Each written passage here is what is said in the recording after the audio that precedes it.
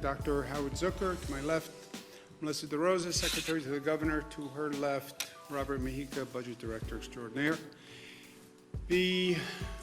On the numbers, the number continues to increase. We're up to 8,658 new cases. Overall, we have 130,000 people who tested positive, 16,000 people in our hospital system, 13,000 people have been discharged.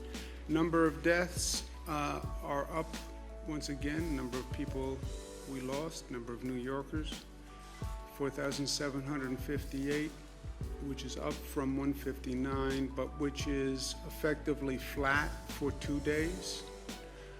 While none of this is good news, the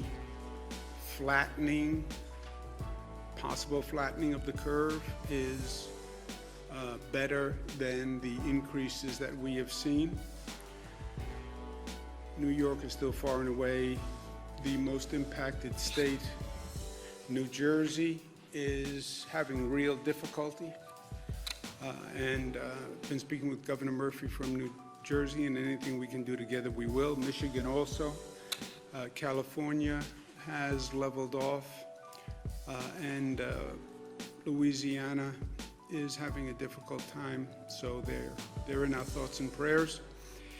Total number of hospitalizations are down, the ICU admissions are down, and the daily intubations are down. Those are all good signs, and again would suggest a possible flattening of the curve. The number of discharged is down, but that reflects the overall reduction in the numbers. Big question that we're looking at now is what is the curve? And we've been talking about cases increase until they don't.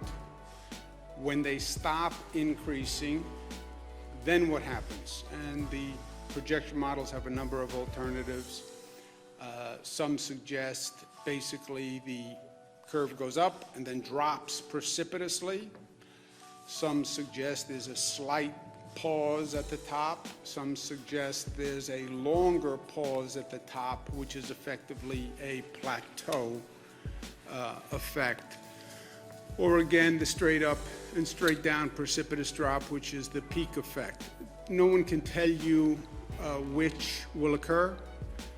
They say any one of the three options. You study other countries, you've had a combination of the above.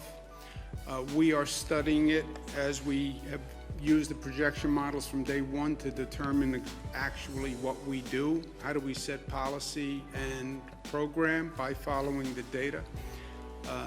Dr. Malatras has been working on the numbers, working with the statisticians and the projection models, and helping us incorporate that into an operational model.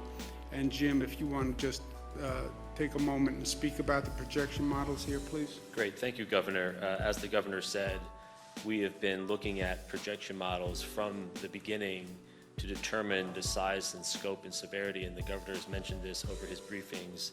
We've been working with many organizations and using their data like Imperial College, the Institute for Health Metrics and Evaluation, Cornell, McKinsey, and others. And some of the initial projections that we first saw at the beginning of this was at least 100, up to 110,000 beds for COVID patients alone. And the peak would come at the end of April. Those were some of the earliest modeling from many organizations, that it would be at the end of April, around 110,000 beds just for COVID patients. There are other models too that we were tracking, one being lower at about 55,000 COVID beds. But again, peaking at the end of April. We follow now that we have a pretty robust data set to go by for the last several weeks. The bottom line there, the purple line, is sort of where we are tracking today, which suggests it's a little lower. And the question was, what could you do to lower those initial projections from 110,000 and from 55,000? So a lot of the activity was, we saw where the statisticians and the folks looking at these types of models said it was going. So what activities and actions could you take to aggressively lower that overall number? And the answer really was, and what the government... All have a coefficient of what we do and how successful we are at social distancing, et cetera. And from our decision-making point of view, it doesn't really matter if we've hit the plateau or not, because you have to do the same thing. If we are plateauing at a very high level, and there's tremendous stress on the healthcare system. And to say to this healthcare system, which is at maximum capacity today, right? This is a hospital system where we have our foot to the floor and the engine is at red line and you can't go any faster. And by the way, you can't stay at red line for any period of time because the system will blow. And that's where we are. We are at red line. People can't work any harder. The staff can't work any harder. And staying at this level is problematic. And if we are plateauing, it's because social distancing is working. So we have to make sure the social distancing actually continues. On the relieving the pressure on the hospital system, which is unsustainable at this rate, we're continuing what we call our Surge and Flex program, where we get all the hospitals on the line on a daily basis. They're all doing inventories, they're all doing data sheets, they're all on the telephone, and we're shifting among the hospitals, ventilators, PPE equipment, who has gowns, who has masks, and that happens on a daily basis, that adjustment. Also, to relieve pressure on the hospital system, the Javits coming online is a very big deal. That is the relief valve for the entire downstate system. The 1,100 military personnel started to come in. 300 were sent to New York City public hospitals to help the New York City public hospital system, the H&H system, which has been under stress. The rest will be going to Javits to bring that up and running to full capacity. That transition is happening now. That is a COVID center now, started as non-COVID, it's now a COVID center. The majority of the military personnel will be coming in tomorrow and the next day, but that Javits Center is going to be a major relief valve. Second, the United States Navy ship Comfort. The original plan was that would come in for non-COVID people. The original plan was it would also be a relief valve on the hospitals, but not for COVID people, that it would take all the non-COVID patients, if you will, from the hospital system. If he can make this adjustment for us, because it would be truly beneficial. We would feel much better knowing that we can sustain this pace if we could start to offload patients to these two facilities. In any event, plateau, not plateau, we still have to extend New York pause, because if that curve is turning, it's turning because the rate of infection is going down. One of the reasons the rate of infection is going down is because social distancing is working. We have to continue the social distancing. Schools and non-essential businesses will stay closed until April 29th. I know that's a negative for many, many reasons. I know what it does to the economy. But as I said from day one, I'm not going to choose between public health and economic activity, because in either event, public health still demands that we stay on pause with businesses closed and schools closed.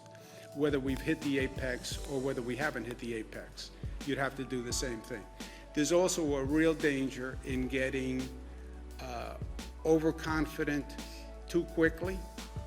This is an enemy that we have underestimated from day one, and we have paid the price dearly. Well, the numbers look like they may be turning. Yay, it's over. No, it's not. And other places have made that mistake. Hong Kong has made that mistake. South Korea has made that mistake. And we're not going to make that mistake. The weather is turning. People have been locked up. We've been talking about cabin fever. Now it's a nice day. I'm going to get out. I'm going to go take a walk. Now is not the time to do that. And frankly, there has been a laxness on social distancing, especially over this past weekend, that is just wholly unacceptable. Look, people are dying. People in the healthcare system are exposing themselves every day to tremendous risk walking into those emergency rooms. And then they have to go home to their family and wonder if they caught the virus and they're bringing it home to their family. If I can't convince you to show discipline for yourself, then show discipline for other people. If you get infected, you infect someone else, you go to an emergency room, you put a burden on all sorts of other people who you don't know and who, frankly, you don't have the right to burden with your irresponsibility. And people, especially in New York City, the level of activity is up. Partially the weather made it a nice day. I understand people have been locked up for a long time, but now is not the time to be lax. And it is a mistake. We all have a responsibility. We all have a role in this. We said that from day one. And we have to respect the role that we play. Because the role that we play is a societal obligation. That's how I see it. I want local governments to enforce the social distancing rules. And we know the sacrifice they're making, and we should respect it. It's that simple. You have the first responders who are out there, your police officers who are out there, the transit workers who have to drive a bus and the train every day, the healthcare workers who are just doing extraordinary work. So let's respect them and let's help them. We're also going to set up a fund run by the Department of Health to assist the healthcare workers with expenses, costs, child care, et cetera. I want to thank Blackstone for making the first contribution to that fund of $10 million to assist the first responders. I hope other individuals and corporations follow their lead. We're also very aware of the mental health aspect of this situation and the stress and the isolation that this has caused, and people are trying in their own way to grapple with what this means and what is the impact. How do you rationalize this situation? And the mental health aspect of it is very real. Headspace is going to partner with New York. They're an app. They're going to have content for New York and free membership for New York, so we thank them. But we also have an emotional support hotline. We have thousands of mental health professionals who have signed up to volunteer to provide mental health services, so we want people to make sure they know about that and it's available. I talk about perspective a lot, maybe frankly because partially I'm speaking to myself, and I had good conversation with my daughters last night, Cara and Michaela, who are often wiser than I am and wiser than their years. It's very hard to see the number of deaths we're having. It's frightening, it's disturbing, that amount of loss. I'm the governor of New York. I see my job as preventing that kind of disturbance and negativity and loss for the people of the state. Perspective, we like to think that we can control everything. We can't. We like to think that we can fix everything and fix all the problems for people. We can't. The undeniable truth here is that this virus is a deadly enemy, and we will lose, and we are losing people who are vulnerable to the virus. That can't be controlled. That can't be fixed. Why? That's Mother Nature. That's a question that God can only answer. But control what you can. Do what you can. The challenge is to make sure that we don't lose anyone who could have been saved if our healthcare system was operating fully. Don't lose anyone who you could save. That is a legitimate, ambitious goal of government. And that we have done so far. That we have done so far. Have we saved everyone? No. But have we lost anyone because we didn't have a bed, or we didn't have a ventilator, or we didn't have healthcare staff? No. The people we lost are the people we couldn't save. Not for lack of trying, and not for lack of doing everything that we could do as a society, not only as a government and as a healthcare system. So to the extent we can find peace in that, it helps me. And we are still New York tough, and New York tough means tough, but tough in a New York sense also means compassionate. It means that we are unified. It means that we are loving, because if you're really tough, the really tough guys, they're tough enough to show love. And because we're smart. And that's how we're going to get through this. Questions? State's drug trial of hydroxychloroquine and chlorine going. We've allowed usage of the hydroxychloroquine with the zithromycin pack in hospitals at their discretion. The federal government is going to increase the supply to New York pharmacies. We had a 14-day limit on how much you could buy because so many people were trying to buy it. If the federal government increases the supply to New York, which they say they're going to do, then we could lift the 14-day limit. There are a lot of people who rely on this, who were relying on it, people with lupus, etc. The tests in the hospital, they won't say that they're too short a period of time to get a scientific report. You know, hospital administrators, doctors want to have a significant data set before they give a formal opinion. Anecdotally, you'll get suggestions that it has been effective, but we don't have any official data yet from a hospital or a quote-unquote study, which will take weeks, if not months, before you get an official study. Is that a fair statement? But not conclusive, it sounds like, On which? on that type of treatment in hospitals. Yeah, there has been anecdotal evidence that it is promising. That's why we're going ahead. Doctors have to prescribe it. There are some people who have pre-existing conditions where it doesn't work, or they're taking medication that's not consistent with this treatment. But anecdotally, it's been positive. We'll have a full test once they have a large enough sample and data set, Jesse. But anecdotally, it's been positive. And if we get an additional supply, we can, which the federal government says they're going to send. I'm going to mention it to the president, actually, when I called him this afternoon with the comfort. I'll make a note right now. If they increase the supply, we can lift the 14-day limit ban. Today, there's the notion that the city would maybe be burying these COVID bodies in parks in New York City. Wondering, one, have you heard of that? And two, is there any way the state can lend assistance with managing these bodies?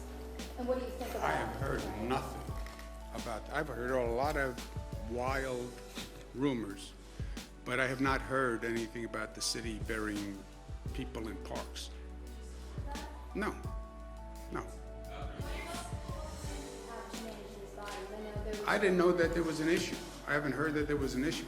Has anybody heard that there's an issue? Does the city raise any issue? They talked to New York City, I talked to New York City yesterday. I have not heard that this is an issue. This morning requested that the state release more ventilators from its stockpile to the city. To date, how many ventilators have come from the state stockpile to the city, and have they asked for any more at this point? They have not asked for any that they have not gotten. We're releasing 802. The city is basically responsible for the 11 Health and Hospital Corporation hospitals, public hospitals. There are 11 health and hospital corporations. 11 health and hospitals in that system. And I spoke to the head of the system last night. I'm going to speak to, he's going to be on a phone call at 1 o'clock. Dr. Mitch Katz, he had all the equipment he needed, and I'm going to speak to him again at 1 o'clock. So if they need anything, we'll get it to them.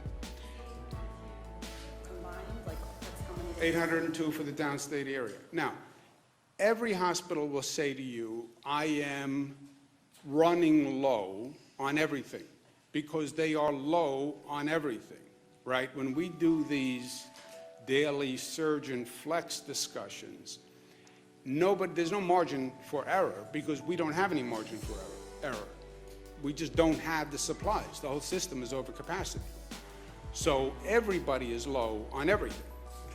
And if they had a wish list, everybody would want, stockpile and a reserve in their own hospital. I get that. We don't have that luxury. I'm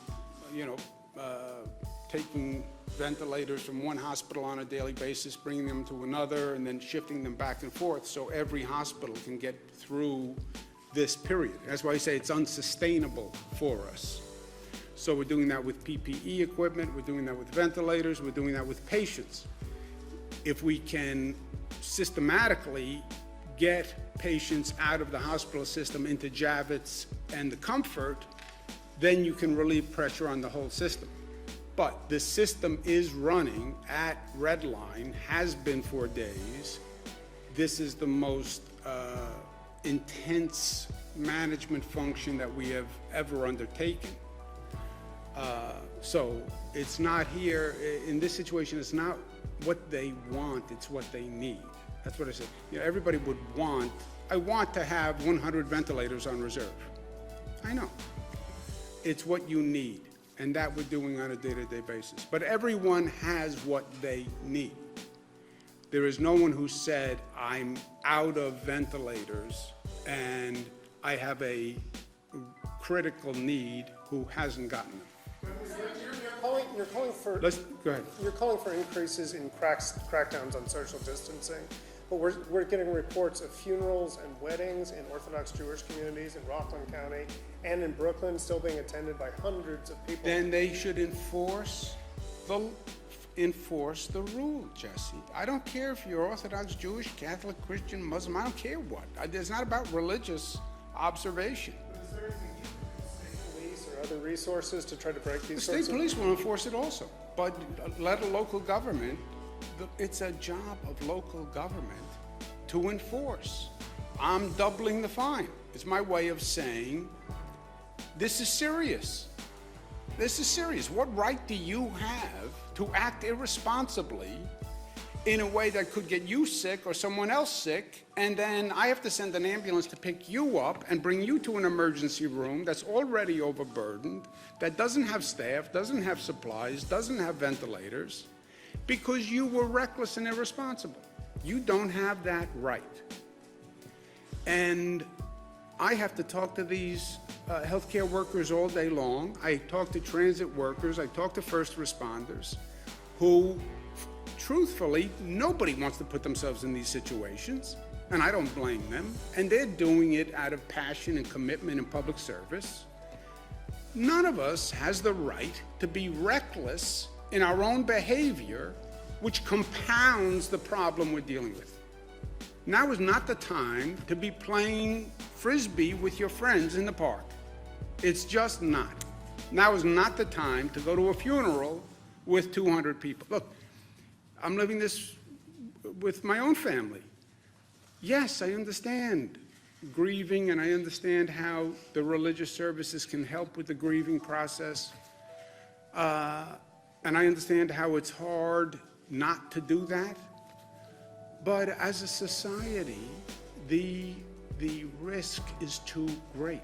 Enforce the law. The localities have the legal right and responsibility to enforce the law. My doing the penalty, raising the penalty, is my way of saying, do it. Just do your job. What percentage of available ventilators in New York are being used today? Oh, all of them. They're We're beyond capacity. stockpile, like how much remains in the state's stockpile? We're beyond capacity. We are into the Plan B, C, D that we outlined, right? We are into using BiPAP machines instead of ventilators. We're into splitting ventilators, turning 2 into 1 with 2 sets of tubes.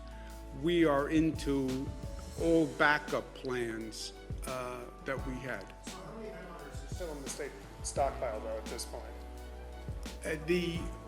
The stockpile, I don't know, I can get you the number, but we are over capacity for the number of ventilators in the whole system. We're using BiPAP machines, we're using splitting, et cetera. I guess that begs the question though, why not, if there are still ventilators in the state stockpile, why don't you send them to New York, to the city? No, we don't have anyone who says they need them now who doesn't have them. But you just said they're over capacity. Well, they're using the Plan B, C, D. We can't give everybody a ventilator for every situation. We have 9,000 BiPAP machines, for example. We're using the BiPAP machines, we're using the other machines. But we don't have anyone who says the 802 that we're sending today represents the number that people say they need now. Let me say that. Elections, 10 people have gotten sick and 3 people have passed away. Do you think they should continue working processing petitions or challenging petitions? We extended the deadline, the voting and filing deadline. So I don't know what else legally that we could do than extend the deadline. You'd have to cancel elections, period, for the year, and I don't think we're in that position. We've extended the use of absentee ballots. Governor, are portions of nursing homes being set aside to treat COVID patients? Are portions of nursing homes being set aside to treat COVID patients? We're working with the nursing homes and trying to cohort patients within the nursing homes. Remember, this is something which we've identified in multiple nursing homes across the state. So does that mean you'll be moving COVID patients in to facilities that are otherwise COVID-free? No, within those nursing homes, we're working to make sure that we minimize the spread of the COVID disease within that place, that facility.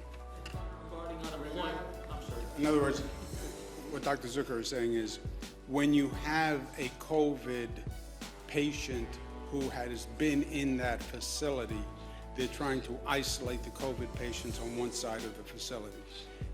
We're not using a nursing home to treat COVID people. We're not bringing a COVID person into a nursing home.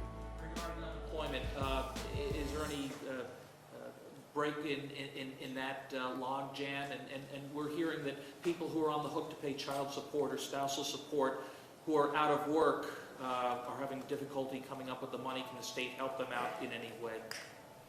The Labor Department website, the unemployment website, do you know anything about that? Yeah, so we've now partnered with Google. We're going to be releasing a new interface by the middle of this week. They've moved from 5-day-a-week hotline to 6-day-a-week headline. They're now 7-day-a-week headline. They've expanded the hours. We've gone from 4 servers to 50 servers. They're trying to do the queue by last name so that if you're between A and D, you call on Monday, and separating them out to try to manage some of the volume. But just so everyone understands, at the peak of the 2008 crisis, in the single largest day of claims was 13,000 in one day. We had 6 times that 2 days ago. So this volume is something that we've never experienced before, and it's frustrating and it's horrible and it's unacceptable, but we just ask that people remain patient, and we are working at it. We just put 300 more people in addition to the 700 people that were manning the call system. So we are trying to do everything we can to attack this issue. And most importantly, you will get your benefits going back to the date of your actual unemployment, even if there's a lag in being able to get signed up for the benefits.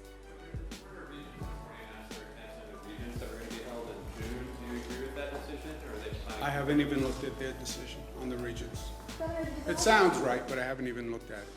the de Blasio administration canceled the pilot program to open streets for New Yorkers in order to encourage social distancing, et cetera. But they announced they're shutting that down because there weren't enough New Yorkers to justify that. What do you think about that? Was that a failure of that attempt? And also, you just increased penalties, so what's going on here? I don't know, New York City localities make decisions on their own on local issues. So I have no reason, I don't have any opinion on what the mayor did. I just don't know the facts well enough on that program. The social distancing, we have, again, hopeful news in the data that it could be slowing, plateauing, turning, but it's also dependent upon what we do and how we handle ourselves. And we know that social distancing is important. That's why I'm extending the ban on keeping businesses closed, extending the ban on schools. But people, it's individual behavior that has been problematic over the weekend. I get that it was a nice day and the weather was good and people have been cooped up. I get it. I get it all. I'm living it just like everybody is living it. But we get reckless, we change, or we're not compliant on social distancing, you will see those numbers go up again. That's why I showed you the Hong Kong, the China experience. They let their foot off the gas too quickly. And we have been behind on this virus from day one. And this virus has kicked our rear end. And we underestimate this virus at our own peril. We learned that lesson. Now is not the time to slack off on what we're doing. One more question. We are moving ventilators now among the system. When someone has a change in patient load and they have additional ventilators, we move ventilators. But we have moved thousands and thousands of ventilators throughout the system. We've acquired thousands and thousands of ventilators. I also want to thank Oregon for sending ventilators. I want to thank the state of Washington for releasing ventilators and suggest that they be sent here. I want to thank California that also this morning released ventilators because they thought that they could be helpful to New York. That is the right attitude. That's the only way we do this as a nation. We're going to have to be flexible and handle the surge as it moves across the country. That's just what we're doing here in this state. Surges in Nassau one night, we move assets to Nassau. Surges in Rockland, we move assets to Rockland. So that's the only way we're going to do it, because the federal stockpile. If the federal stockpile has 9,000 ventilators or 10,000 ventilators, that's not going to do, it's not going to be enough for a nation, right? So you're going to have to get states cooperating and shifting and moving within the country. New York will be first on that list. As soon as we get through this and we have any flexibility in our system, we will be there for every other state like they have been there for us. And we will lead the charge, the way we always have. Hurricane Katrina, we were the first ones down there, right? So when anyone needs anything, we're there. Right now, healthcare-wide. I'm going to get on the phone with the hospitals now. There is no hospital that needs ventilators that doesn't have ventilators. There's no hospital that needs PPE that doesn't have it within the state system. Again, they're all going to say they're running low because they are, but nobody doesn't have what they need to do their job. And that's my point on perspective. Are we managing this situation the best it can be managed? Yes. Have we lost anyone who we could have saved? I don't believe so. And with that, we can sleep at night. I have to go to work. Thank you, guys.